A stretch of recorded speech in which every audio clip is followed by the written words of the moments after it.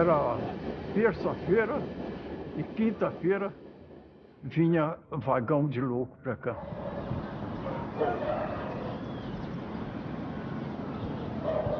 Não tinha nada diferente. Só no vagão de louco escrito vagão para louco, né? Tinha assim nas tábuas lá de fora assim escrito. Quer dizer que aquilo ali não tinha, passageiro não podia ir lá, né? Eu trabalhei numa estação chamada Aureliano Mourão. Lá, coitado deles lá, chegava às 7 da manhã e saía às 7 da noite, nessa estação.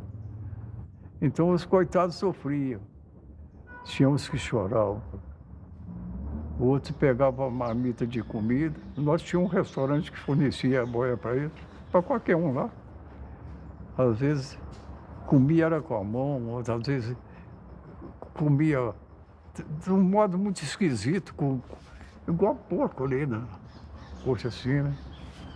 Eu já vi a polícia judiar com louco, essas coisas tudo assim, mas tinha policial também que era muito humano, muito humano. Eu vi policial, o dinheiro dele não dava para ele comprar pro louco, a boia dele ele deu pro louco, né? Ah, tem coitado que vinha para cá pro hospício aí, dava gosto você conversar com ele, você conversava direitinho. Tinha outros que cantavam, muita gente falava que tinha música, nem louco era. Diz que às vezes bebiam as coisas lá, faziam umas besteiras, a política ou algum enguiço empurrava ele como louco, as autoridades, né? Daqui é que ia pro hospício. Bom, o que eu pensava era o seguinte, eles iam sofrer, mas era um recurso. Eu acho que é uma missão muito difícil. Quem cuida de um louco. Tinha 5.000 pacientes quando eu entrei aqui, na época. Toda quarta-feira chegava um ônibus entupido de paciente, vomitando, tendo diarreia, urinado, do Hospital Raul Soares. Porque a polícia militar, a polícia de rua lá de Belo Horizonte, eu não sei qual tipo de polícia, pegava todas as pessoas que estavam perambulando na rodoviária por lá e enfiava dentro do Raul Soares. Raul Soares tocava pra gente aqui, sem nome, sem nada. E aqui tem muito paciente que os hospitais mandavam, porque era fácil. O diretor era médico, todos tinham hospital com a fonte de renda excelente, né? Excelente mesmo, porque doido não tinha coisa melhor para dar dinheiro. E colocava, mandava quem estava dando trabalho para cá. Aqui era depósito, sempre foi depósito, sempre. A minha mãe, quando entrou aqui, ela veio através de político. A política de Barbacena, chegava perto do político, eu quero trabalhar no Colônia. Eles davam uma carta, entregavam para o diretor fazia uma análise e no outro dia estava trabalhando. Não tinha que ter profissão, não precisava saber ler, nem escrever, basta saber distribuir alimentação, lavar os corredores, dar banho nos pacientes, entendeu? Distribuir a medicação. As medicações eram um comprimido rosa e um azul. Era Ordol e Fernigam, parece, o Diazepam. Uns nomes assim. Simplesmente explicaram para ela. Você faz a ronda. Se tiver gritando, batendo, você dá os dois juntos. Se tiver cantando, te importunando, dá o rosa, sabe? Então era conhecida a medicação na época, para esse pessoal da colônia, era pela cor.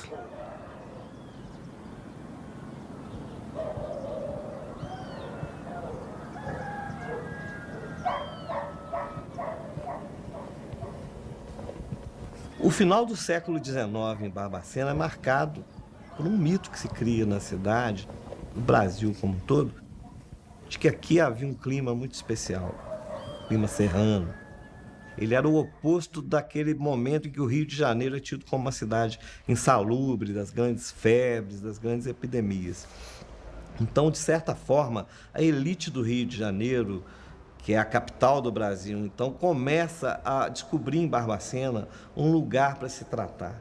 E não é só das doenças respiratórias, das doenças clínicas. As chamadas doenças nervosas começam a ter espaço no antigo sanatório, que é o ancestral do Hospital Colônia. O antigo sanatório, que funcionava nos prédios que hoje compreendem a assistência aos alienados, ele era um lugar de muito requinte, com os talheres de prata, com um menu muito charmoso, todo em francês. Ele tem uma linha de trem exclusiva para atender essa clientela que chega. A mesma linha que depois vai ser comparada com as linhas que os nazistas usavam para o complexo de Auschwitz. Então é uma história paradoxal. Ela começa com um requinte de um spa de luxo para pessoas ricas, que depois foi adquirido pelo governo do estado de Minas Gerais e ao longo do século XX se transformou no terrível Hospital Colônia de Barbacena.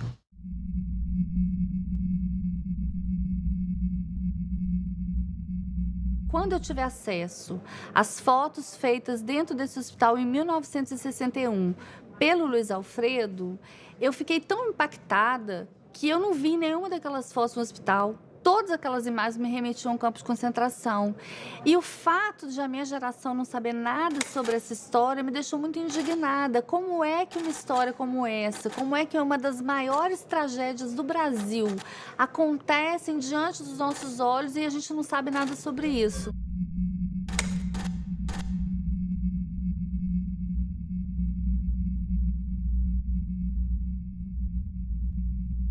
Eu descobri que o Brasil desconhecia uma das suas piores tragédias.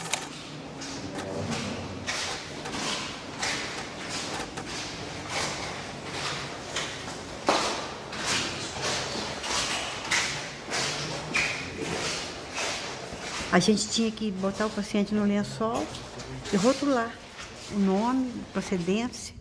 Às vezes eu passava 3, 4 lá em cima. Às vezes, quando eu pegava plantão também, eu achava e levava. Você achava o quê? Achava os defuntos lá. Foi morrendo assim, uma atrás da outra, uma atrás da outra, uma atrás da outra.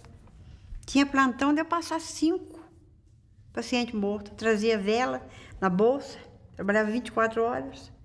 Aí eu trazia vela para botar na mão das pacientes morrer de noite. Nós fizemos uma enfermaria lá embaixo, no fundo do Crispim. Tinha um quarto sobrando lá. Aí fizemos uma enfermaria ali, para ver se salvava alguma coisa, né? A gente trazia leite de casa, fazia leite em pó, tentava colocar na boca, mas já estava no estado muito ruim mesmo. De repente, começou a vir uma canja branca rala, que você servia com a caneca, nos pratos de alumínio. Aí foi acabando, até chegar no ponto que aquela quantidade de paciente morreu por falta de alimentação. A enfermagem aqui não tinha nada, né? Tinha nada. Tinha aquela bacia ali, ó, eu chamava de bacia fervedeira, que você fervia a seringa que servia para todo mundo. Aqui tinha uma injeção chamada Benerva, que é um complexo B. Enfiava que cabia na seringa, 10 ampulhas de Benerva e tudo, uma agulha desse tamanho, e ia aplicando de paciente em paciente. Hoje tudo é descartável, antigamente não era. Era isso que tinha. Lá embaixo do departamento B tinha um funcionário, que ele era guarda emprestado da Polícia Civil. E ele ficava com a arma, que ele achava que era a polícia aqui dentro. Então, muitas vezes ele puxou a arma para mim, ele puxava para o paciente, os remédios se punha tudo dentro de uma caixa de papelão, ele olhava para a cara do paciente, esse aqui que eu vou dar, esse aqui que eu vou dar, esse aqui que eu vou dar. Se o paciente não quisesse, ele ameaçava com a arma. Era um médico para 3 pavilhões. Eles chegavam na portaria do pavilhão, chamavam os funcionários e aplicava a medicação para ser aplicada. Tinha pavilhão igual o Crispim, que era o horror dos horrores. 400 pacientes, homens, tinha uma grade fechando, tudo violento, sem medicação. E se você entrasse lá, eles pulavam em cima de todo mundo. E nessa época eu não via comprimido, não via não. Eles davam xarope aí, que o farmacêutico fazia, né? E o eletrochoque, que era muito usado. E aquelas muito agressivas, muito violentas, que não tinha resposta, que não tinha as medicações que tem hoje em dia, dava eletrochoque. Que eu, por sinal, fiz muito eletrochoque, bastante. Não tinha outra coisa. Muito paciente deprimido, recuperava, mas a gente não dava com anestesia na época. Mas eu fiz bastante. Era eu e o Dr. Zé Carlos. Fazia 1 ou 2 vezes por semana, Mas os pacientes seguravam direitinho, acalmavam o paciente, dava carinho para eles. E eu punha no mínimo para dar o eletrochoque. Eu dei muito. E a gente punha assim na cama mais de 40 pacientes, sabe? Eu ficava com tristeza porque eles viam, um via o outro tendo as coisas, né? Mas a gente mandava eles fazer uma oração, conversava com eles e tudo. Eu costumava pôr de 5 em 5. O médico vinha, passava as voltagens. Aí era um aparelho quadrado assim, com dois negocinhos de pôr aqui na testa, aqui, na fonte, né? Aí você ligava o aparelho lá na parede, lá na eletricidade, aí ele já passava a voltagem, já do tanto que o médico mandou. Aí você tinha que ter uma vasilhinha com um pouquinho de água de sal, você passar, para o eletrochoque pegar. Então ele dava aquela crise forte, assim, sabe? A gente punha um pano na boca, assim, já tinha... As buchinhas já ficavam prontas ali, esperando. Já estava tudo pronto. Você botava a buchinha na boca para não morder a língua e segurava, 2, 3 pessoas segurando, porque ela debatia muito. Eu tinha pavor. Mas você aplicava eletrochoque? E eu não aplicava, eu ajudava, né? Segurava, né? Bom, era por finalidade terapêutica, né? Mas, de repente, aparecia, às vezes, um imprevisto, né? O paciente, às vezes, né, fazia umas travessuras, né, e, às vezes, tomava eletrochoque.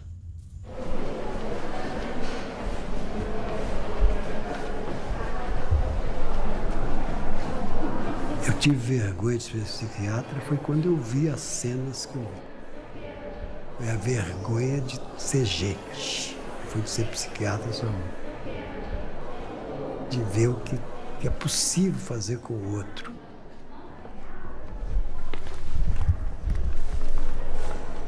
As impressões eram as piores possíveis, porque o cheiro, né, a pobreza,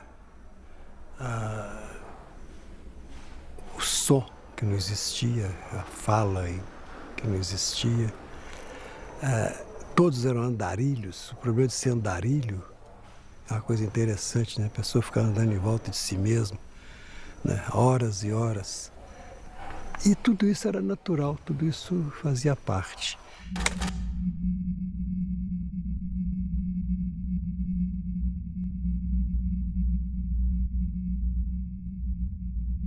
Uma das coisas mais impressionantes dessa história é a situação dos meninos de Oliveira, exatamente porque eles tinham, ao contrário dos pacientes do Hospital Colônia, eles tinham algum tipo de deficiência física ou mental. E os pais sentiam vergonha desses filhos e encaminhavam esses filhos para um depósito de crianças chamado Hospital de Oliveira.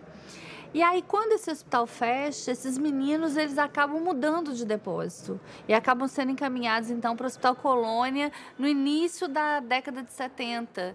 Veio mais de 100 crianças, acho que 140 crianças para cá. Veio um ônibus cheio. Vieram os 3 funcionários. Quando pega que o filho é seu. Pacientes que a gente não conseguia pegar, precisava 2, 3 pessoas, todos com alguma deficiência física, nem falavam. Era isso que tinha aqui. Tinha um pavilhão de criança aí na FEMIG, eu ficava lá. A gente tomava injeção de impignar, o corpo da gente ficava todo torto assim, ó. Ficava todo torto. A gente fazia a força para descer o braço assim, não conseguia, doía muito. Dava choque lá.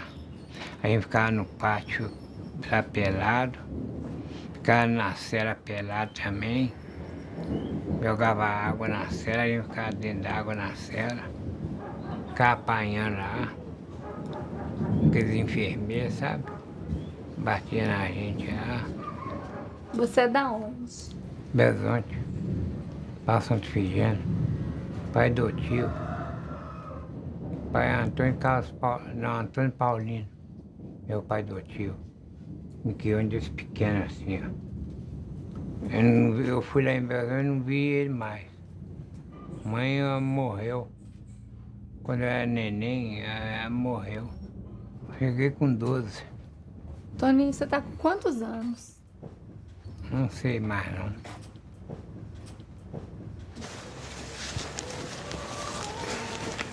Porque minha mãe até na idade de 5 anos. Ela teve problema de tuberculose, na época não tinha cura, a doença não era erradicada e ela morreu. E depois que ela morreu, você ficou com quem? Fiquei com a minha madrinha. Na época eu fazia muita bagunça, era muito arteiro, né? Ela me mandou pra cá, pro hospital. Mas eu ajudava a segurar aquele pessoal que ia tomar choque. Às vezes o choque passava pra gente, sabe? Na hora que botava na cabeça e ligava, aí naquele estalo, aí a pessoa assustava, conforme for a intensidade do choque, passava pra gente. É uma fase meio triste contar isso, sabe? O senhor é da onde? Eu sou Benzonte. Eu vim de criança. Mas agora o que tem? Eu fui treinar lá na FEMIG, mas eu tomei injeção de entortar e eu beirei morrer. Foi à toa e meti a vara na vente, bati na vente lá, meti a vara na vente.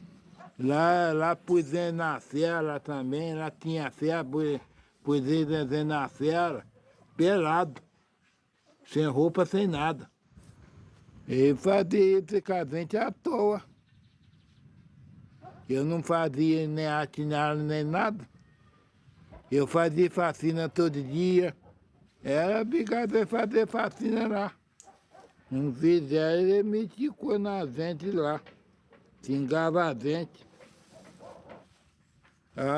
Meu pai não internou eu lá. Meu pai não internou eu lá. Ninguém veio me visitar, nem aqui nem lá. Ninguém. Eu tô com saudade do meu pai até hoje.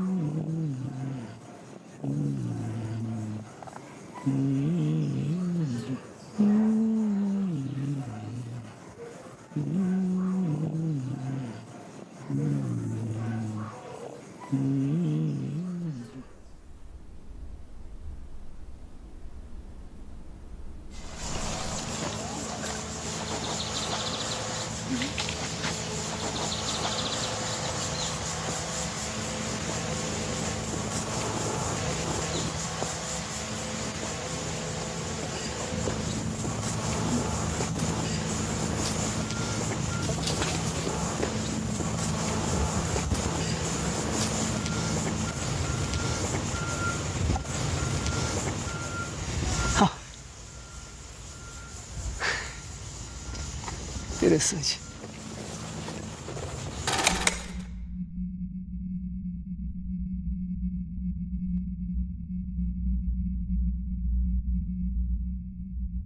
Eu estou sentindo que eu estou todo arrepiado.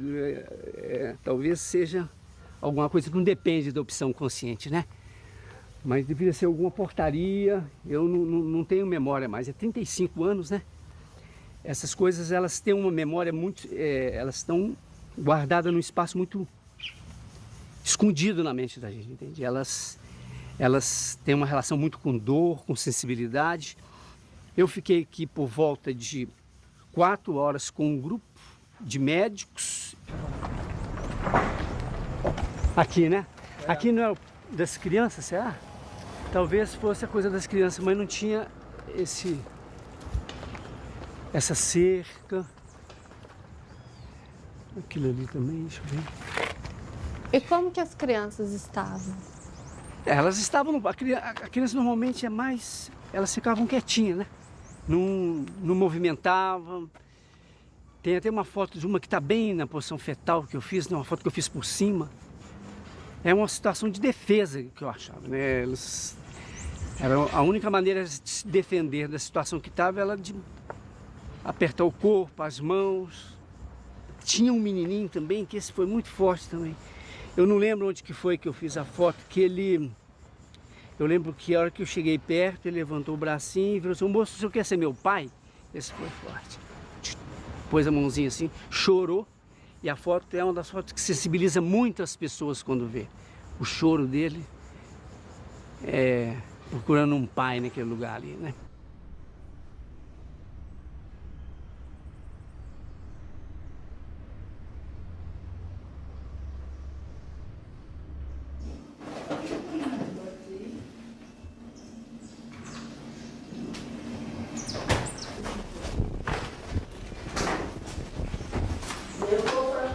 Era criança.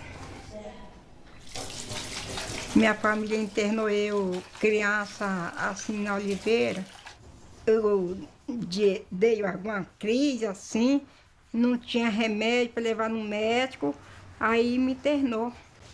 Injeção, tinha aquela injeção grossa, desse tamanho assim, dava aquela injeção grossa na gente, de pregnar, choque já viu os outros tomar, e paciente morrendo, tadinha, sim. E nós já passou fome também, isso já falo verdade, quem fala a verdade merece castigo. Nós ia lá no mato para pegar capim de lixo, cheio de formiga, para botar num colchão. O colchão era assim, era um colchão assim, de pano. A mãe mandava fazer, remendar assim, assim, e botar na cama para a gente dormir. Mas o bicho tudo mordendo a gente, a formiga mordendo a gente. Ninguém apareceu. Mas eu tinha saudade da minha família, eu já sonhei com a minha família, já sonhei com minha mãe, assim, que eu ia na rua assim, mãe, me dá um copo d'água. Aí ela falou assim, não, filha, entra dentro de casa, assim, não, mãe, quer só um copo d'água. Aí ela me dá um copo d'água, tem vezes que eu fico triste no meu quarto, saudade. Não é o que eu fazer, não posso fazer nada. Não fiz nada com minha família, não fiz nada. Eu não posso nem falar mais nada desse negócio, não, senão eu fico triste da minha família. É como se a memória deles, afetiva, tivesse parado no momento do abandono. Tivesse sido congelada ali, no momento do abandono, quando os pais deixam eles ali e nunca mais voltam. Quando os sobreviventes puderam falar, é impressionante o impacto que isso teve dentro do Brasil, quantas pessoas se sentiram envergonhadas pelo tratamento que durante décadas e décadas foi oferecido para pessoas consideradas indesejáveis sociais, a forma indigna que o Estado brasileiro e que a sociedade brasileira trata e tratou essas pessoas, é uma herança que nos envergonha.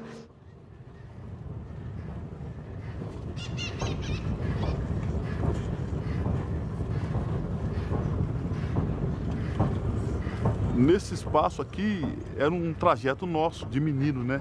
Que nós atravessava entre as locomotivas e, como menino não tem nada na cabeça, vamos na FEMIG, vamos na assistência, chamava assistência na época. Vamos para assistência? Ah, vamos passar para nós ver os doentes, vamos. Aí subia no muro, ficava olhando, mas era, né? Hoje, assim, dá até dó na alma, mas era muita gente mesmo.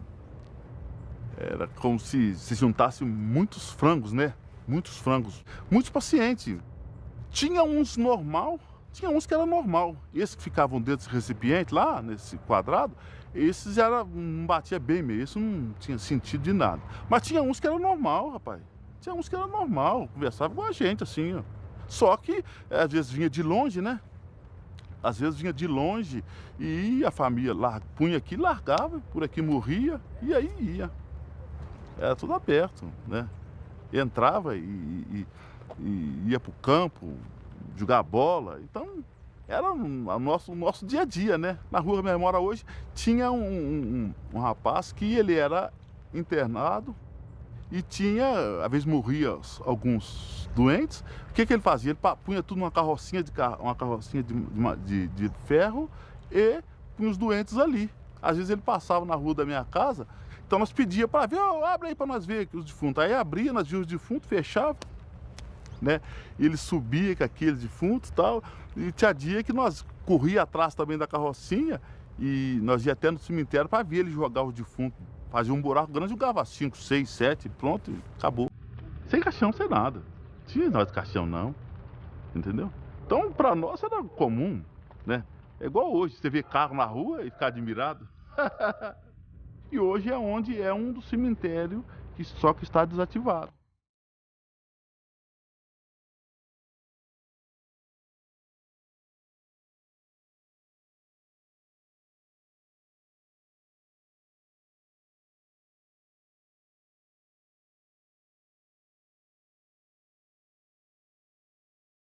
Se você cavar aqui, você vai encontrar ossos e ossos aí, né?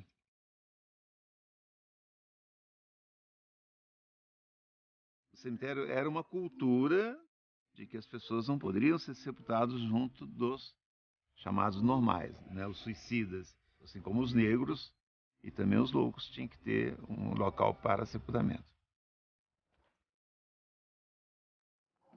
Pouco depois da criação do hospital, em 1903, já se fazia sepultamento no cemitério do Cascalho, depois cemitério da Paz, foi dado o nome. Esse cemitério ele é criado praticamente junto com a criação do hospital. E os corpos vinham num caixão improvisado e aqui julgava e levava o caixão de volta. Era enterrado, tanto se nós estamos aqui sobre ossos, entendeu? Ou seja, pelo volume de pessoas que foram sepultadas aqui, que então a qualquer momento você vai encontrar ossos humanos aqui. Num hospital onde se tem relato que na época de frio chegava a morrer 60 pacientes, porque eles amontoavam, um protegendo o outro, um se protegendo e os de baixo morriam asfixiados. Chegou um ponto que o hospital teve que criar 2 enfermarias de intercorrência clínica, uma no departamento A e outra no departamento B, que eu apelidei, isso aqui é a Anticâmara da Morte.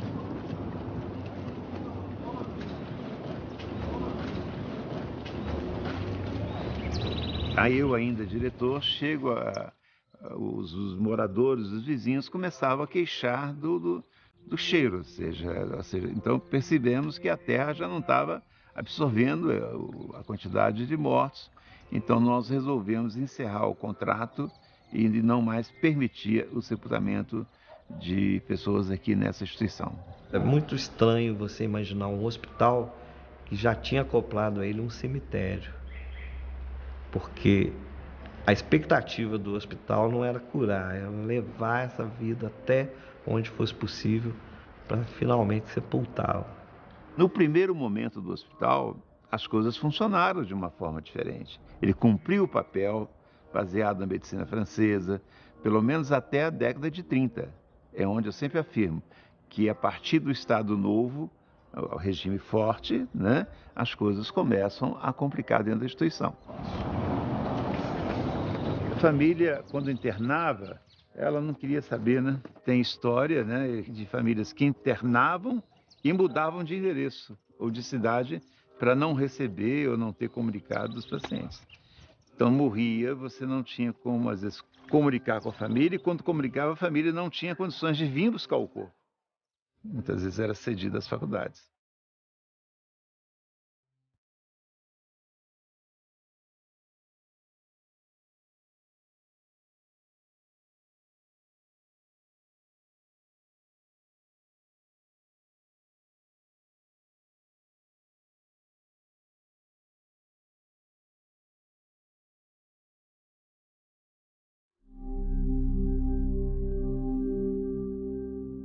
Como é que vocês descobriram que eu nasci, criei, comandei tudo em hospital, que eu entendo de hospício, do Hospital Colônia, mais do que o hospital mesmo. Qual que era a função do Relações Públicas?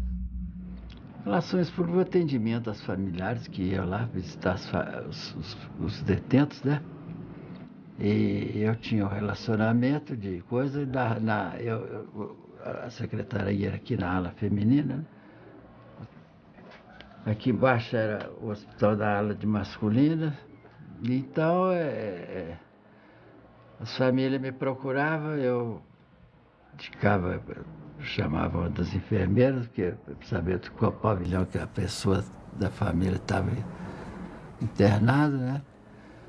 Essa era a minha função. Existiam, assim, pessoas que interessavam de vir visitar as famílias. Mas em muitos casos, por exemplo, que as pessoas não internavam aí de coisa. Tanto é que falecia, comunicava o falecimento, eles não se manifestavam, como a procura para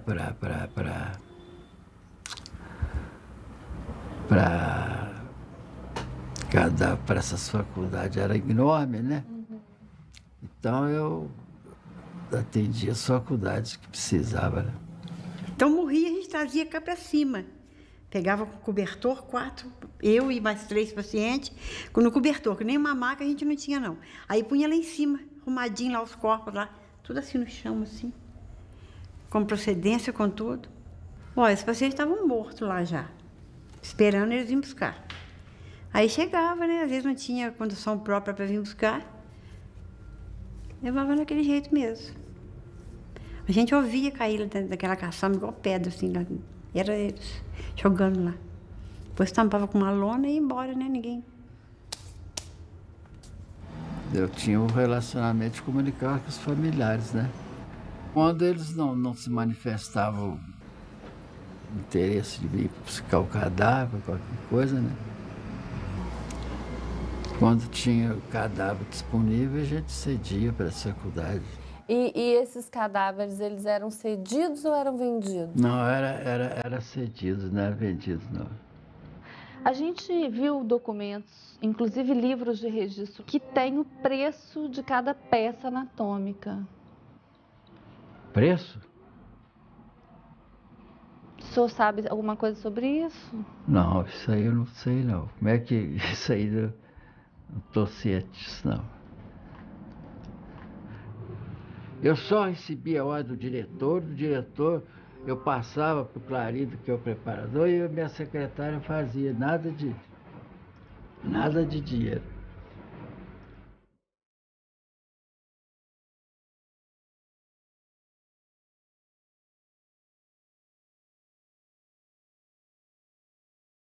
Faculdade de Medicina de Valença, Fialho, tá o seu nome aqui. Essa letra é sua? Essa aqui é. Essa é a letra do senhor? É.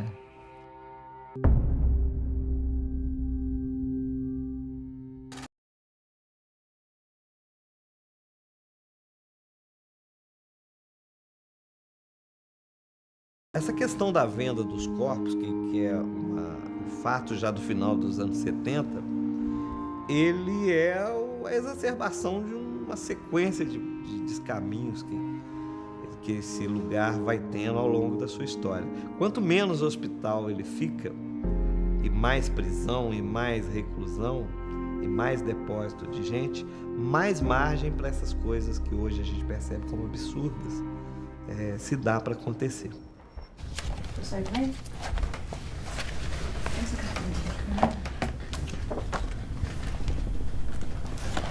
É um pavilhão muito bonito. Sendo os pavilhões mais antigos do hospital. É o pavilhão Antônio Carlos, né? É um colonial de respeito, porque não é qualquer um que faz um pavilhão desse aqui. Muito perfeito. Esse aqui hoje é onde está funcionando a cozinha. Foi tirado o telhado e reformado para a cozinha.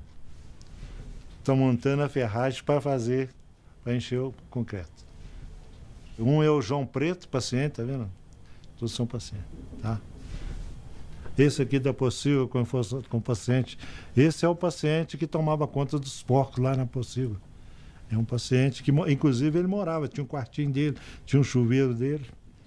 Você daria o cigarro e ele está lá, tranquilo. Eu vivi muito dentro do hospital por ter contato com a minha família lá dentro, eu ia muito, né?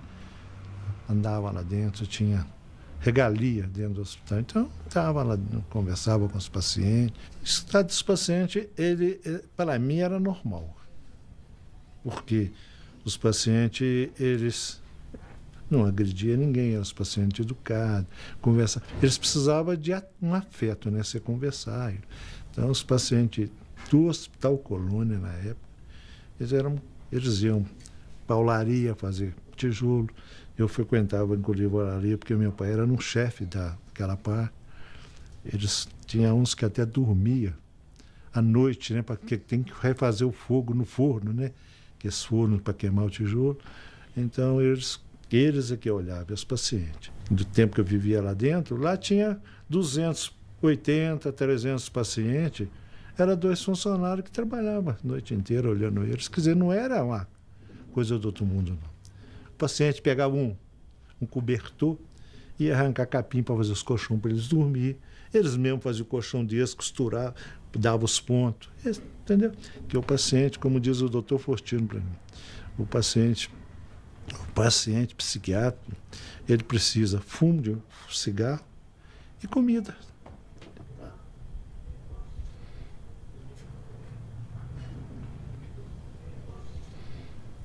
Incomodava ver eles assim?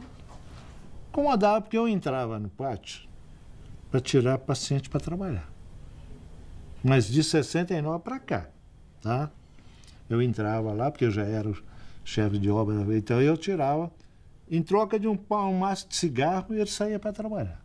Até agarrava na minha mão para sair, tá?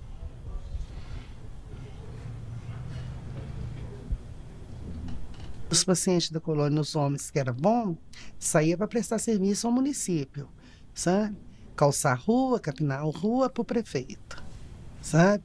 E muitos diretores do hospital levavam paciente também para ajudar nas construções da casa deles que estava fazendo. E levava esse paciente para ser pedreiro, servente pedreiro, sabe? Mas ele não tinha pagamento, tá?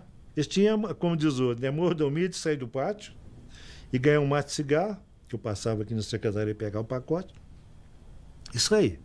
Eu mesmo, quando eu estava mexendo na reforma dessa casa, eu trouxe eles para trabalhar aqui. Eles trabalharam aqui comigo. Eu tenho um chão ali com os cacos de azulejo, foi o paciente que sentou.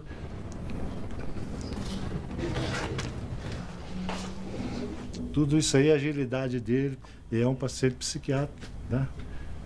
Isso aí é o carinho que você tem com ele, ele faz coisas que você nem acredita. Porque o paciente, minha filha, é igualzinho. Deus me perdoe falar isso. É um cachorro manso, muito bom. Ele atende igualzinho. Vem cá, faz isso pra mim. Sim. Não te cobra nada. Ai, dá R$1 aí. Você pode chegar lá na colônia, não sei se você chegar lá. O paciente fala, não, R$1. Agora hoje não é mais um, não, porque eu acho que não está tendo, é 2 que está pedindo. Tá R$2 aí. As pessoas internadas aqui, que trabalhavam para a prefeitura gratuitamente, e aqueles que saíam para o mato para ajudar funcionários, ficavam outras pessoas, porque eles não ficavam andando no parque o dia inteiro. Por invés de contratar pessoas, usava os coitados para fazer esse trabalho. Não eram remunerados. Também é crime. Eu não sei até que ponto você vai poder falar que ele está explorando. A minha parte, eles iam para tirar ele do pátio para fazer terapia. Era um trato. Eles iam, eles fizeram o pavilhão deles, que está lá, até, e eles vibravam. Ele saía passear. E eu acho que o próprio funcionário que tirava, ele não pode pagar, porque ele está no trabalho dele. Então, agora, se alguém pegava funcionário, paciente, para levar para trabalhar na casa dele sem pagar, sem nada, aí não, eu não conheço. Eu nunca ia usar isso e não ia deixar ninguém fazer isso com meus pacientes que estão comigo. Tá?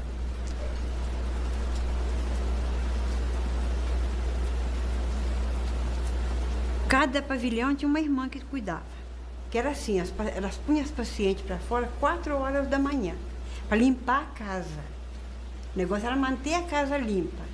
Aí as pacientes iam para o pátio, naquela friagem toda, sabe?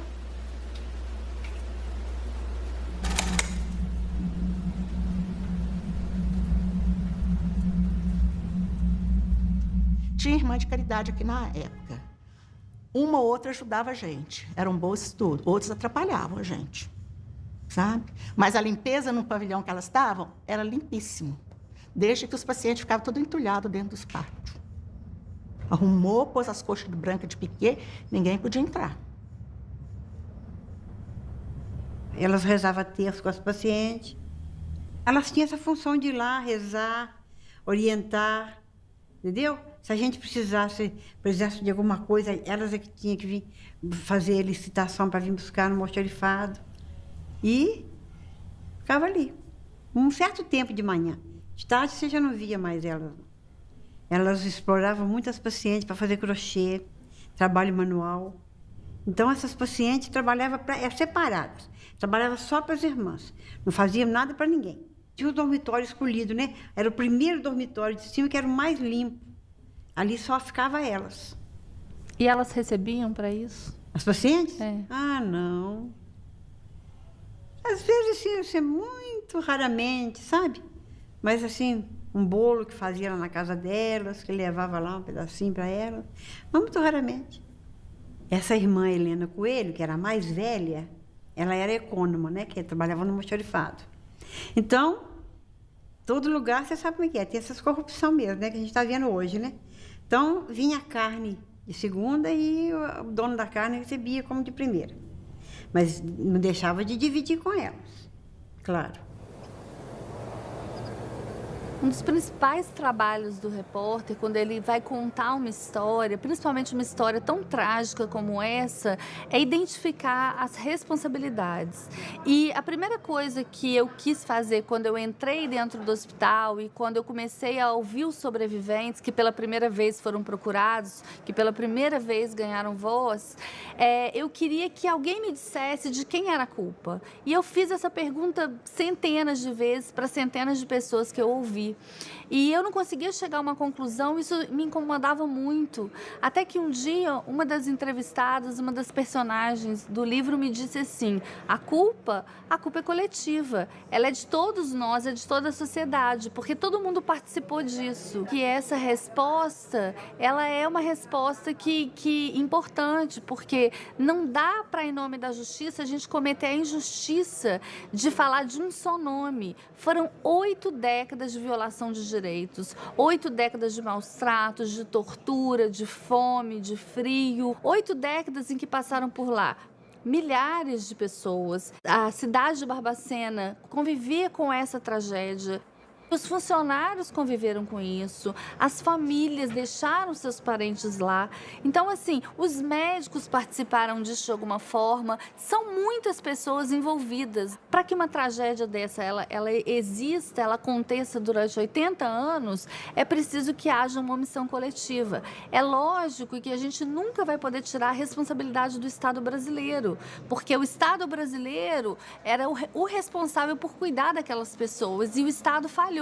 Todos falharam com essas pessoas, todos falharam com as 60 mil vítimas do Colônia.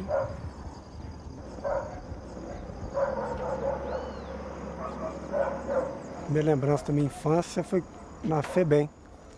Aí de lá eu fui para o patronato, que é a zona rural de Barbacena. Lá eram freiras. E lá no patronato que eu passei a minha infância. Lá eu tinha um amigo, Chiquinho. O pai dele, todo domingo, no ônibus de 11h30, chegava lá para visitar o Chiquinho. O pai dele era lavrador. Então, se eu vejo o pai dele chegando todo domingo e meu pai e minha mãe não chegar, por que eu sou diferente dele? Porque ele mexia muito comigo.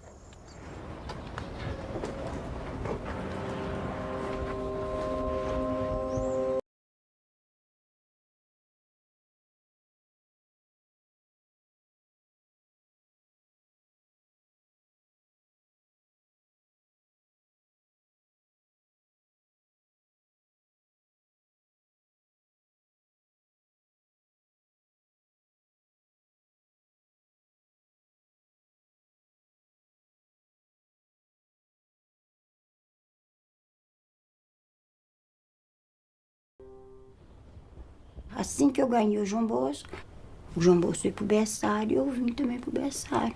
Cuidar das crianças e cuidar do João Bosco. Cheguei lá no domingo, estava na hora do almoço da irmã. Aí, daí a pouco ela chegou. Os meninos maiores daqui foram tudo lá pro Pinheiro Grosso. Aí eu virei e falei, mas o João Bosco também foi? Ela falou, foi. Eu virei e falei, não podia ter mandado o menino para lá sem autorização. Aí eu até com ela. Você não tem direito de falar assim comigo, que eu não podia mandar o menino para lá sem sua autorização, porque quem manda no menino sou eu. Ela tá muito alterada comigo. Vamos dar um choque nela. Aí pegou por aqui, ó. Aí veio 2 guardas. Aí me arrastaram. Me arrastaram para a sala de choque. Aí me deu um choque. A irmã me deu um choque, a irmã Tereza. Aí ela virou e falou comigo assim, aqui, você não volta aqui mais não, porque se você voltar aqui, outra vez, se você voltar aqui, eu vou te pôr no pátio. Aí nunca mais tive contato com ele. Eu saí da FEBEM, não tinha para onde ir, não tinha como me manter, não tinha dinheiro para me manter. Eu morei no quartel pelo menos até o ano de 99, ou seja, 12 anos eu morei no quartel. Eu não tinha Natal, Ano Novo, isso eu não tive, porque eu não tive a família para eu poder passar com eles. Quando a minha mãe morreu, espalhou todo mundo. Aí foi que eu saí para começar a trabalhar, né? Eu tinha 10 já para 11 anos, né? Foi gente que me levou para vir para trabalhar lá, em Virginópolis, na casa desse senhor. Ele era advogado. Que você vê ele com o meu patrão, eu na casa dele, empregada, uma criança. Quer dizer, ele foi na maior brutalidade comigo, né? Nunca eu pensaria na minha vida que ele tivesse coragem de fazer isso comigo. Ele, um advogado, eu, uma simples empregadinha doméstica. Ele tinha 53 anos já, o homem. Eu tinha idade para ser meu pai. Ele era assim baixo, mas era fortão. Aí foi que ele me agarrou. Aí a menstruação sumiu, né? O corpo começou a crescer, né? Aí, olha, tava de 3 meses já. 3 meses. Depois que aconteceu, o que ele fez? Aonde ele me pôs? Aonde ele me levou? O negócio já estava tramado, né? Vim para aqui para ficar bater dentro de um hospital de doente mental, uma coisa que eu nem nunca tinha visto na minha vida. Eu pensei que o dia que eu entrei lá, eu pensei que eu ia sair de lá, que eu não ia ficar lá.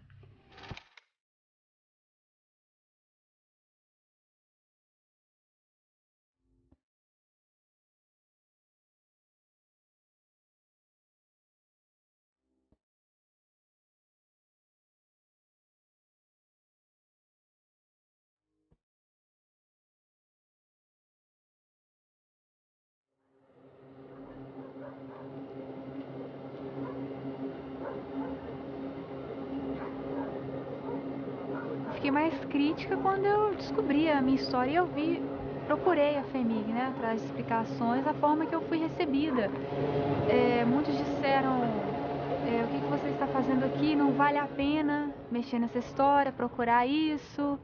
Ela não podia ficar comigo, ela não teve escolha. Muitos se colocaram no lugar dos meus pais adotivos, mas ninguém foi capaz de se colocar no lugar da minha mãe. Chamo Sueli Aparecida Rezende, nasci em 1955, dia 2 de julho, numa sexta-feira em São Paulo.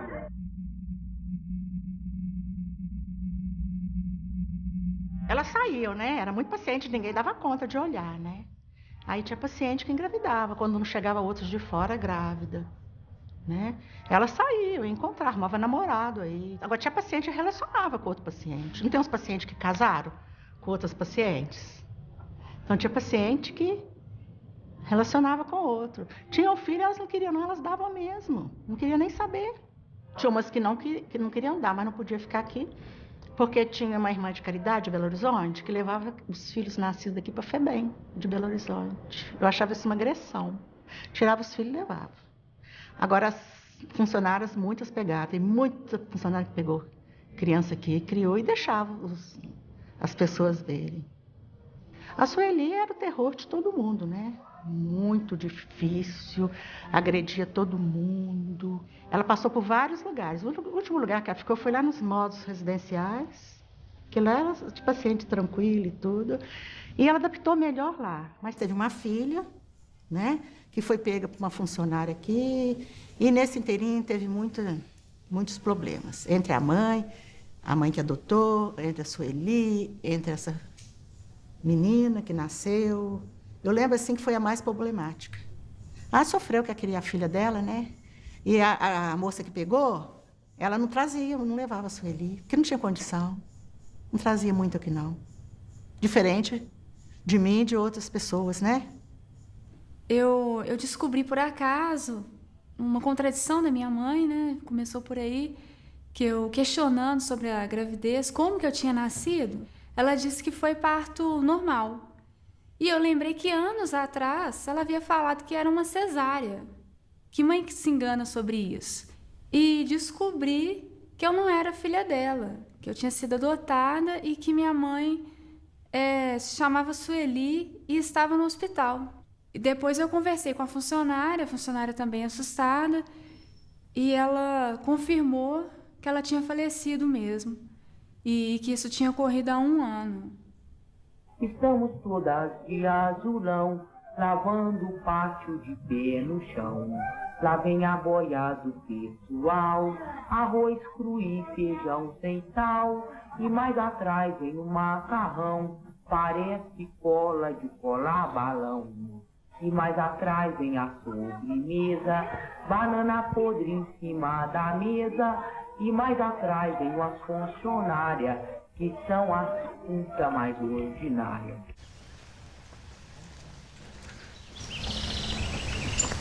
Eu nunca imaginava que um dia entrar nesse local aqui me traz recordações tristes. Aqui onde esteve minha mãe.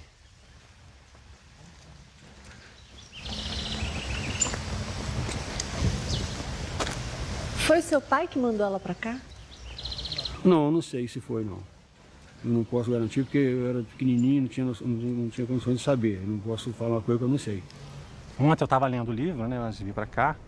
Daí o Bernardo, meu filho de 8 anos, chegou. Aí, meu pai. Daí eu mostrei, filho, aqui, ó, essa aqui é sua bisavó. Mostrei a foto, né? Ele falou, pai, como é que ela fez para participar disso? Não, filho, ela não participou disso. Ela esteve lá e viu uma foto de uma cela, né? Pai, por que ela estava lá? Eu falei, diziam que ela era louca. Né? Daí eu falei, uai, mas eles prendiam os loucos? Por que eles prendiam, filho? Porque ele pensava diferente, ele via um mundo diferente. Né? Você entendeu? Eu falei, não, nem eu, filho, nem eu.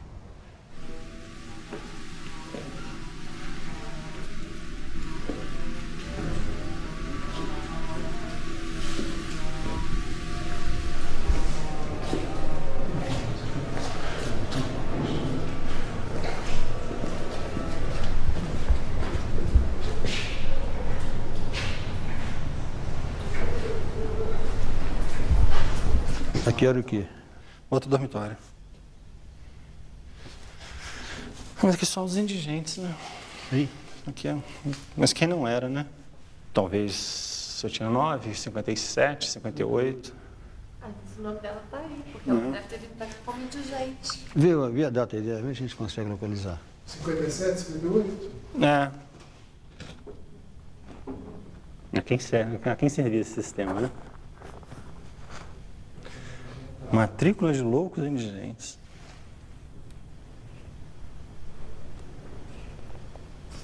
Preta, preta, branca, parda, preta. Não dá pra achar, não. Quer ser com mais calma. É muita gente, né?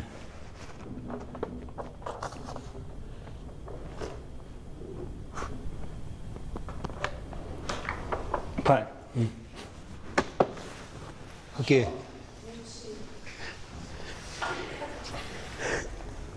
Minha mãe. Entrou em julho de 56. Casada, tá vendo? Tá vendo? É casada. E meu pai dela como indigente, tá vendo?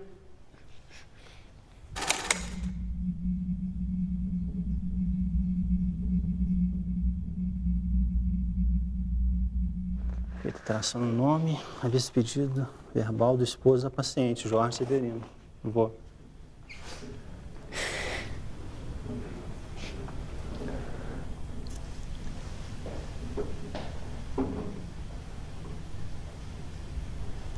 Onde é que fica aqui? O que o cara fez aqui? Quem trouxe ela pra cá? Oi? Quem trouxe ela pra cá? Aqui. Não, eu vou pedir, né, a alteração do nome dela, porque aqui constava Leonor Correia de Castro. Aí alteraram, né? Eu li o Correio de Almeida. Ok. A vista pedido verbal do esposo da paciente, Sr. Jorge Severino de Almeida. Foi cruel, não foi? Escondeu-se de mim.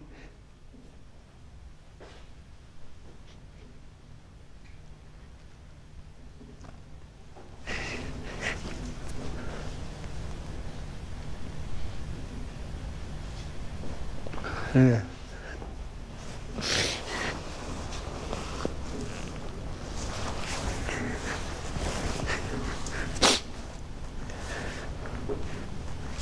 Eu não sabia que tinha mãe, tá vendo? Escondeu-se de mim. É. Eu dormi na rua, não sabia que tinha mãe. Com 9 anos.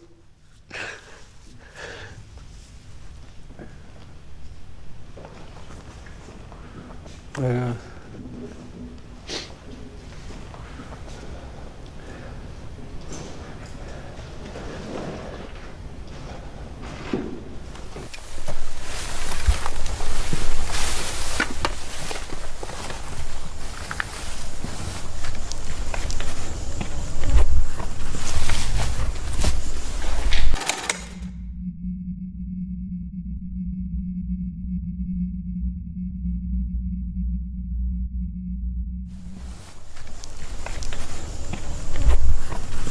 Em 1961,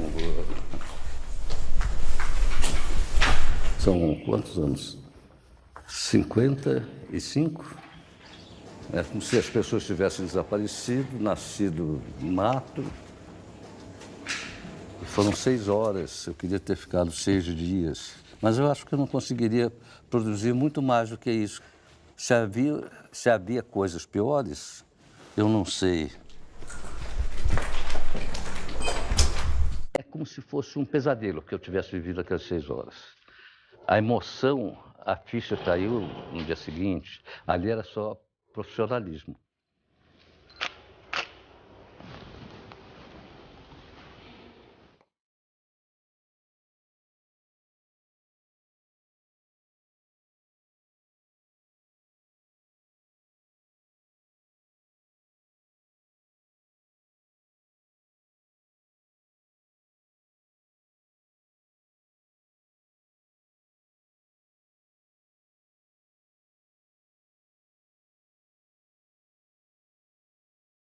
Estamos num local com os vestígios, com a arquitetura, com as mesmas condições arquitetônicas da época.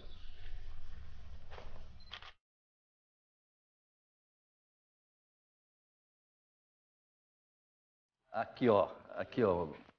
Essa parte aqui é aquela ali, ó. A porta é aqui, ó. Aquela parte ali. E a janela, e a porta. É daqui para lá.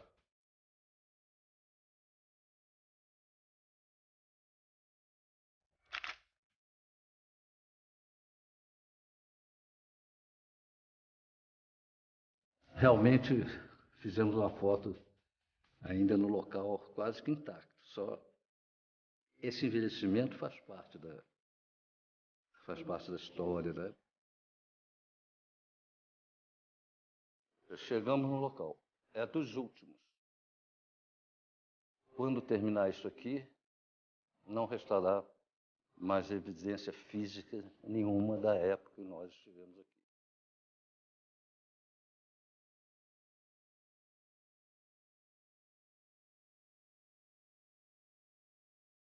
De tudo que eu vi em 20 anos de profissão, nada se compara a isso. Essa é uma das coisas que eu fiz que marcaram mais. É isso. Mais nada para falar.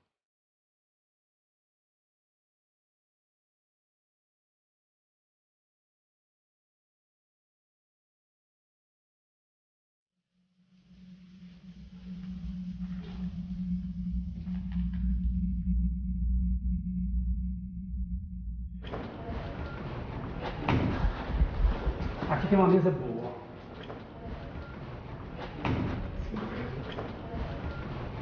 aqui, ó. Da série esse aqui, ó. O significado é muito diferente, tá vendo? Eu entrei porque era uma grade. A condição dele dizem que era de violência, no entanto, aqui também, essa aqui é forma, entendeu? O pavilhão das mulheres, elas abertas, elas vinham para a porta. É a mesmo o discurso básico. A maioria delas não tinham distúrbios, vamos dizer, neurológicos, que alguma podia ter alguma coisa que a fisionomia mostra. Mas essa senhora, essa aqui, e olha o tanto que está lá no fundo.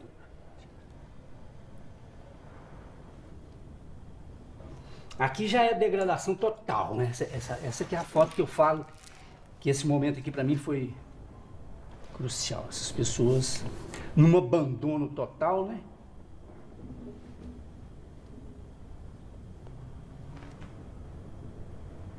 Essa aqui foi muito forte. Presta atenção naquilo que eu falei das mãos e dos pés. A perda da mobilidade, do contato com o chão ou com o outro, que a mão perde a mobilidade, o pé vira um negócio. Aqui, olha para você ver. As mãos têm que ser recolhidas porque não tem com o que fazer o contato, né? Aqui a do afeto, da troca de carinho, as mãozinhas delas aqui.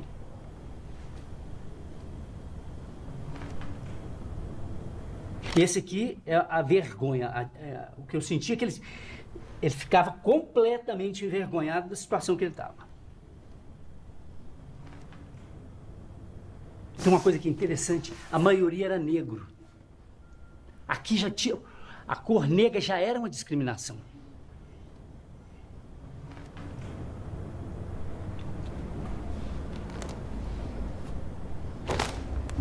Aqui, olha.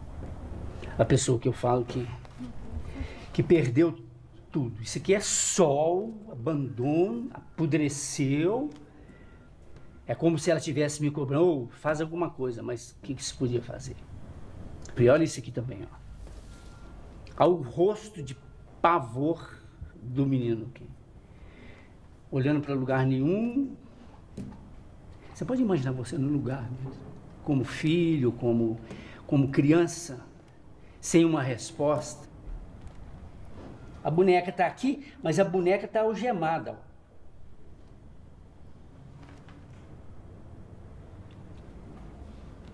Napoleão, como é que é fotografar pessoas que perderam sua condição humana? Como é fotografar pessoas que perderam a condição humana, né? Isso é um negócio...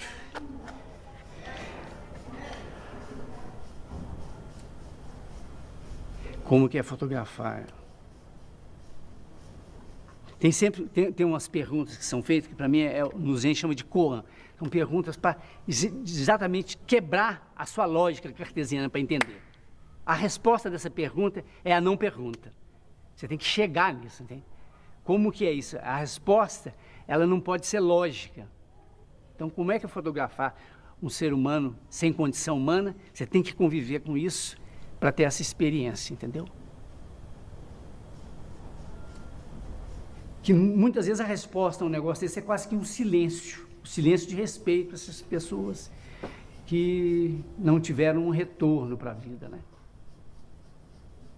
Essa desumanização que foi institucionalizada naquela época, né? Esse número de 60 mil pessoas que tiveram uma morte antecipada numa instituição e por uma ciência que se propõe a fazer elas ficarem vivas, né? Propõe elas melhorarem. Isso é uma coisa muito séria, né? Eu não sei a âmbito da condição do ser humano que isso pode significar. Isso é a palavra que você falou é uma tragédia. Alguma coisa que era para fazê-las estarem numa situação melhor destruiu essas pessoas, né?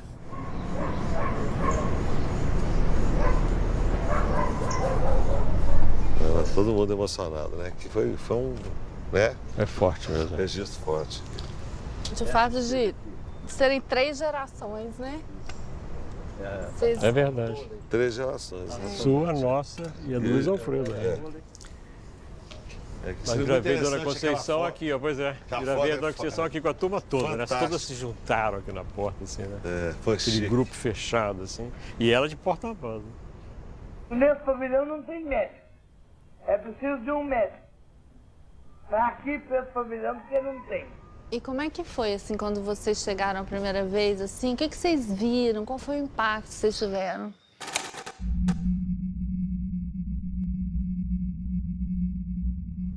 Eu tinha visto umas fotos, eu não conhecia o Cruzeiro, as fotos do Luiz Alfredo eu não conhecia. Eu era muito garoto na época e não tinha visto as fotos dele. Na escola de psicologia eu vi umas fotos que o cara tinha feito clandestinamente também. Tipo, assim, fotos roubadas, cenas roubadas, assim, né? Eu vendo as fotos do Luiz Alfredo, em que você vê que as pessoas se colocam para a câmera, inclusive uns grupos de homens que se colocam, assim, numa posição ereta. Eu acho que aquelas não eram poses, não era uma colocação, aquilo surgia, aquilo foi um bailado, foi uma coisa, e eles me olhavam e não me viam. É isso que eu sentia, todos os olhares se dirigiam a um certo ponto, mas eram vazios.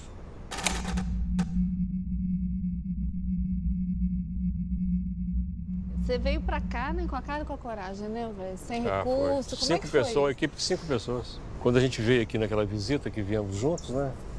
Você, eu, Simone, aquela turma.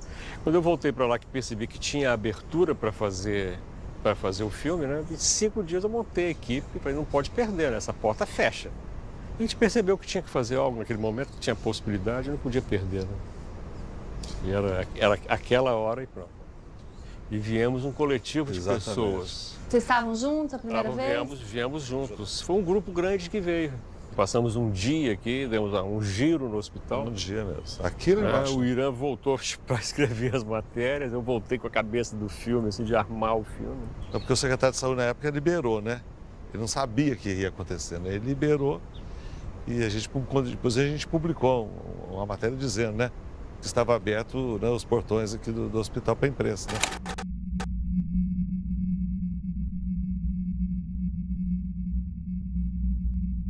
Nada se aproximava do que a gente viu aqui ao vivo, os pátios, a quantidade de pessoas, os pátios cheios, sabe? O pavilhão das mulheres, dos homens, das crônicas. Se tem uma coisa que para mim ficou guardado para sempre, quer dizer, e não está no filme porque o filme não tem, é cheiro. Quer dizer, um cheiro permanente aqui que eu acho que é dor, é sofrimento. Acho que o sofrimento tem um cheiro. Então esses cheiros, quando eu vejo o filme, assim, às vezes o que mais me lembra é o cheiro. Eu acho que é uma dimensão que você só tem quando você está dentro dela. A maior parte das lembranças é no pátio das mulheres. Que uma delas chegou para mim e falou assim, eu sei porque vocês estão fotografando a gente. É para quando a gente morrer, vocês saberem quem morreu.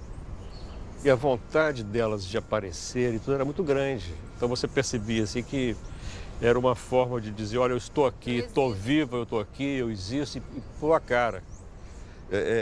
Eu como repórter, né, minha letra é muito feia, depois daquela dificuldade de entender o que eu escrevia, né, eu queria aproveitar e tudo, eu estava falando para o Elvésio, eu não tive sentimento nenhum. Eu estava ali um profissional, um repórter, eu tinha que anotar tudo, até o sentimento. Né, se era cheiro, se aquilo, eu tinha que anotar cheiro, tristeza, eu anotava o nome, porque eu não tinha sentimento nenhum. Eu estava em operação, trabalhando tecnicamente. Eu senti mesmo drama quando eu vi o filme, Em Nome da Razão, né? Nós, né, foi tudo junto. Quando eu vi ao vivo ali, aquilo, aí que viemos acumulado. Nossa, entrei em pânico. Agora, o que eu senti, assim, aí relembrando agora, assim, o meu sentimento era de que a gente estava cometendo aqui dentro uma transgressão. A gente estava transgredindo. A gente estava quebrando normas, porque a norma daqui era o isolamento, é o silêncio e essa omissão principalmente pelo silêncio. Eu acho que o que está na base desse contrato social de instituições como essa é que a sociedade será conivente com aquilo ali. E eu sinto especialmente que no momento que nós fizemos, quer dizer, de 79 para 80, a gente debaixo de uma ditadura militar, quer dizer, era uma metáfora assim, direta do que acontecia no Brasil. Do silenciamento, né? Do silenciamento, e a gente estava entrando, quer dizer, aí eu acho que, até comentando com o Irã, o título da matéria dele, Os Porões da Loucura, é perfeito, assim. É perfeito porque naquela época a gente falava no Brasil nos porões da tortura. Da ditadura. Os porões da ditadura, os porões da tortura, quer dizer, era o que era a voz corrente. Eu sinto que naquele momento a gente estava participando de uma revolução. Nós estávamos sendo agentes de uma revolução que estava acontecendo aos olhos nossos ali, na nossa vista ali, e que de fato ia modificar isso aqui para sempre. A primeira coisa mais importante que aconteceu, que eu achei que foi importante, foi a reação do próprio meio psiquiátrico, né? As pessoas, quando elas estão tratando com os doentes mentais, elas estão dando o máximo, elas acham que é aquilo. Elas não tinham consciência disso, né? Então, essas pessoas, se você criticar o trabalho delas, elas ficam revoltadas. Então, o pessoal que trabalhava nos hospitais psiquiátricos, eles não foram acusados de praticar a barbárie, não. Eles viram como eles praticavam um ato barbário.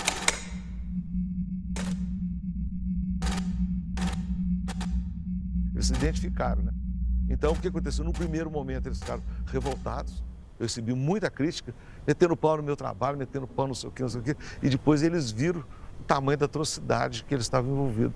Isso que fez o que aconteceu, a revolta psiquiátrica, que partiu deles mesmos, e eles ficaram revoltados. Eu acho que a gente ajudou a proporcionar esse cenário.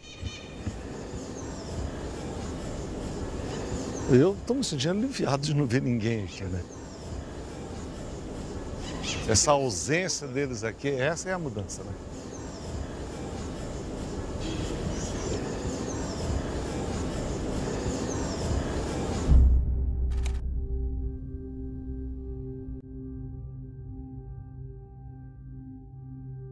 Em 73, a FIAP, Fundação Educacional de Assistência Psiquiátrica, resolveram dar uma reforma aqui dentro e pôr funcionários, porque não tinha, só guardas. Então eu fui para Belo Horizonte, fiz psicotécnico com um monte de gente, eu fui a única que passei como enfermeira. Eu tinha uma visão técnica e comecei a arrumar a casa, né? A hotelaria da casa. Vão dar condições para ter gente formada, gente capacitada, isso eu fiz muito. Aqui tinha umas folhas que as funcionárias, as guardas, escreviam alguma coisa, punham o nome, mandavam os médicos escrever. Outros pavilhões não tinham nada. E a gente começou a fazer as papeletas. Tinha algum papel escrito por médico que as próprias guardas aqui pediam para fazer. Então nós conseguimos tirar retrato com muita dificuldade, porque elas não queriam tirar, né? Elas não estão acostumadas com pessoas de fora. Mas a gente conseguiu fazer as papeletas e fomos fazendo no hospital todo. Eu comecei dando um curso básico de enfermagens, sem ter nada, né? Um certificado e nada. E era em peso, vinha todo mundo. Depois muitos funcionários foram fazer a sua formação profissional, saíram auxiliar, e o curso técnico nós abrimos, as 5 primeiras técnicas da cidade de Barbacena vieram para cá. Nós somos contratados como acadêmicos para dar plantão dentro da instituição, porque o hospital não tinha plantonista. Tinha 2.000 pacientes aqui, mas não tinha um médico de plantão. Aí nós somos os primeiros plantonistas do hospital. Aí surge a presença de Basale, a visita de Basale.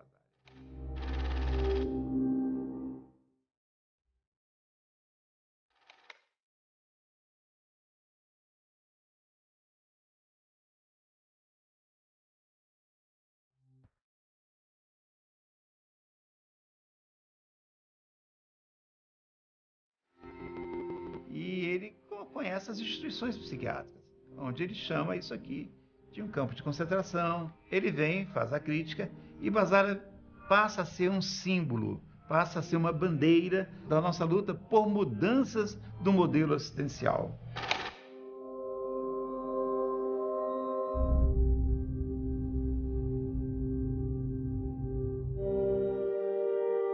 A reforma psiquiátrica, fundamentalmente, é uma mudança de modelo. Há um modelo que é centralizado no grande hospital psiquiátrico. O modelo hospitalar leva o paciente até o serviço. No caso da rede é o contrário. O serviço é que vai até o paciente, é algo como uma malha de serviços que se espalha pelo estado todo. A gente começou a fazer a ressocialização desses pacientes nos módulos residenciais, foi 120 pacientes. Ali a gente ensinou a usar desodorante, fazer unha, sabe, colocar batom. Quem viu se viu pela primeira vez, chorava, gritava, batia a palma, sabe? Ficou toda feliz de ver no espelho. Aí a gente levava, é você que está aqui. A outra, não é outra, não, é você mesmo, sabe? A gente ia mostrando, depois aprenderam a comer com colher, com garfo. Foi naquele modo lá que saí depois para as casinhas. Eu chego aqui em 92, o hospital, como que ele estava? Ele estava passando por uma modificação, que eu acho de pensamento. Então, assim, ele ainda tinha muita característica de hospício. A grande dificuldade, que aí eu posso falar um pouco do que eu venho nesses anos todos trabalhando, é a questão, nesses espaços, a gente conseguir trabalhar com o sujeito.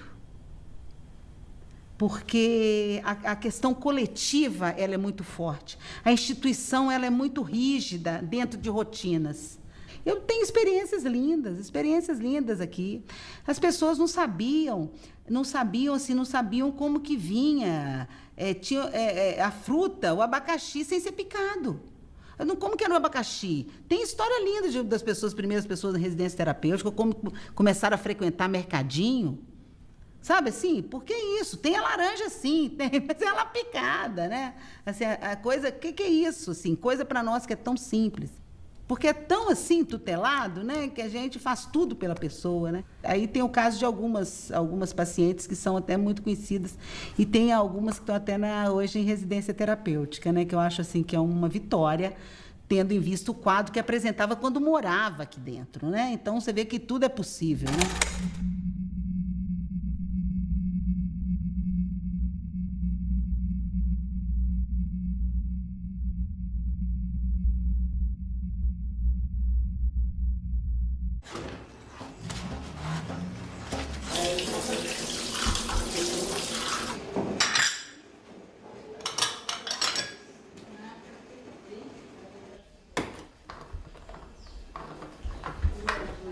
Eu já viajei um dia de avião. Parece que eu estava entrando dentro de casa. Você não teve medo, não? Não, aí eu falei assim, eu quero ficar na janela. Aí eu fiquei na janela para ver o movimento. Ele fazia... Buu. Aí ia subindo lá pro céu, parece que ia lá pro céu, lá. Aí ele falou, aí depois ele me chamou, né? Chama a menina aqui para mim, a Elzinha, para tirar o retrato com ela. Aí eu fiquei junto com ele lá, dirigindo o avião, tiraram o retrato lá comigo. Aí depois eu sentei lá, lá de novo, aí fiquei lá vendo o avião subindo. Entrava na nuvem, tudo depois que estava na nuvem, depois ele falava assim, daqui a um minuto estava chegando. Aí depois, baixando devagarzinho, aí baixava. Aí todo gente de fora que ia tudo, aí a gente descia. Eu gostei mais do avião e do piloto. Ai, ai.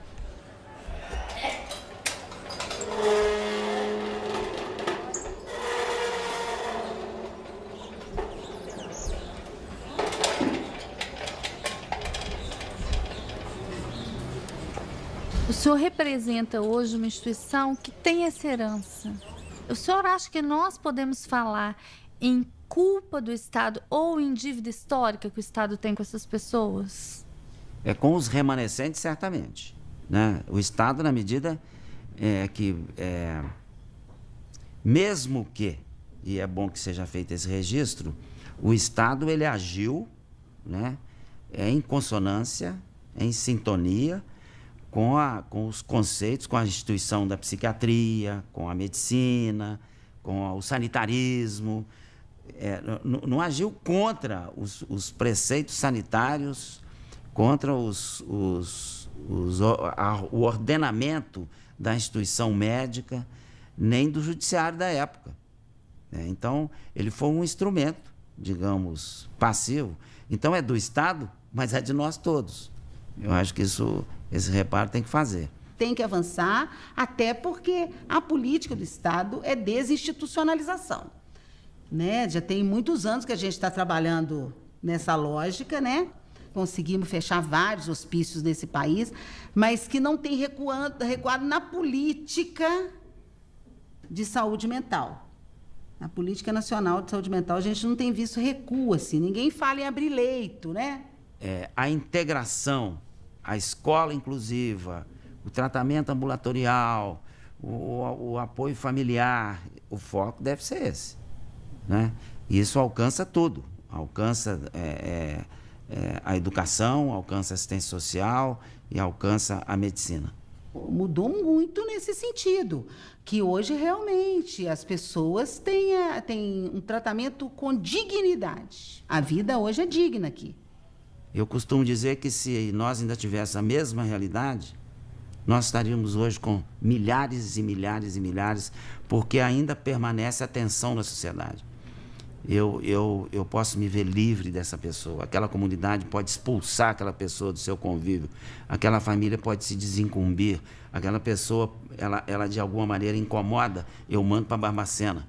Quer dizer, isso, eu acho que essa é a raiz, né? É a noção, é a ideia de que é possível uma instituição que segrega as pessoas. A sociedade ainda tem muito de higienista. E o discurso da periculosidade, ele dá suporte a esse higienismo, né? Eles usam a agressividade para cometer violência. Nós enfrentamos hoje um problema grave, que é a da judicialização e das internações por ordens judiciais, sobretudo, e na sua imensa maioria, para pacientes usuários de drogas, os dependentes químicos. Quer dizer, por essa via, você pode ressuscitar, não uma situação como essa, mas no fundo, uma certa destituição da humanidade de alguns pacientes. A gente tem que estar sempre lutando para que essas coisas não se reproduzam, não nesta intensidade. Não nessa intensidade, porque isso aqui realmente eu acho que nós avançamos. Acho que a sociedade não tolerará jamais milhares de pessoas nessa condição. A vigilância, ela tem que ser permanente.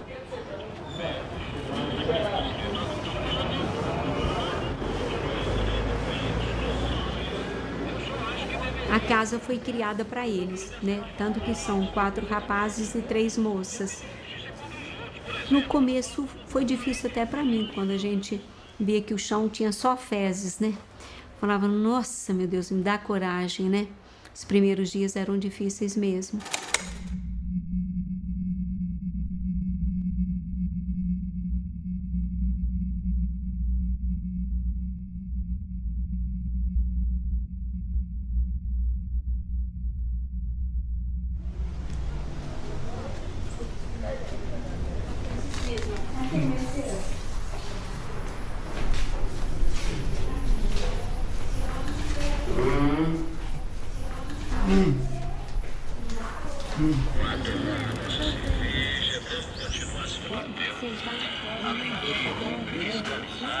Dá para entender essa linguagem que não é uma linguagem verbal, mas que você vê no corpo, né?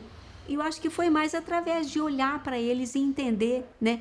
Por exemplo, às vezes o Albino estava numa posição e eu falava, não, o Albino está se sentindo incomodado nisso aqui, vamos trocar, vamos deixar, né? Porque não tem rigidez. Eu falo, olha, gente, vocês vão me desculpar, mas quem trabalha aqui não tem rigidez de nada, não. Por exemplo, quer andar, anda, quer levantar, levanta.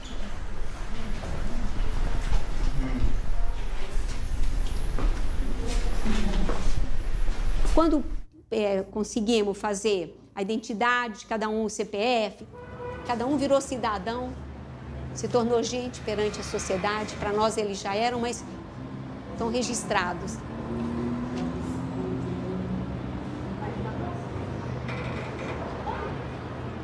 E o Silvio é aquele menino lourinho que tinha uma opção de moscas, né, em cima dele. Quando ele estava daquele jeito, passa alguém e fala, essa menina tem mais que morrer. Essa menina aqui é esse menino que é um galã de cinema, porque ele era louro, o cabelo era mais bonito. Hoje eu envelheci, mas eles também. Então o cabelo era todo lourinho. Eu falei, esse é um menino que é um galã de cinema. Aí ele estava lindo mesmo, aí todo mundo ficou impressionado.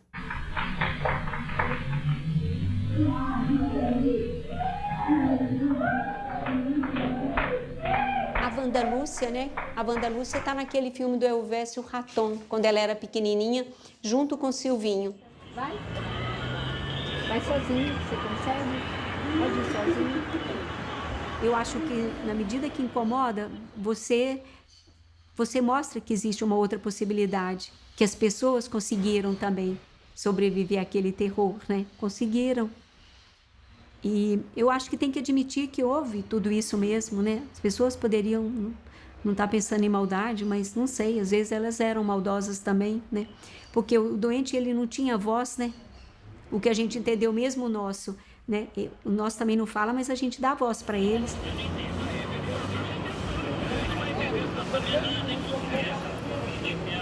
Achei bonito, né? Porque eu nunca imaginava que uma irmã de caridade ia ter 7 filhos e bem deficientes, né? E que a gente acreditava que poderia modificar. E para mim foi na minha vida de irmã de caridade religiosa foi bonito demais eu poder ficar com a curatela deles, né? De vez em quando alguém batia aqui na porta, até o diretor do Raul. Ô, irmã, eu posso colocar o rapaz que está lá? Não, né? Infelizmente não. Eu não, porque a gente não fez para ficar aumentando as camas. Daquilo que eu falo, o dia que um for para o céu, essa cama vai ser tirada, o espaço vai ficar vazio, sim. Até que forem todos, né?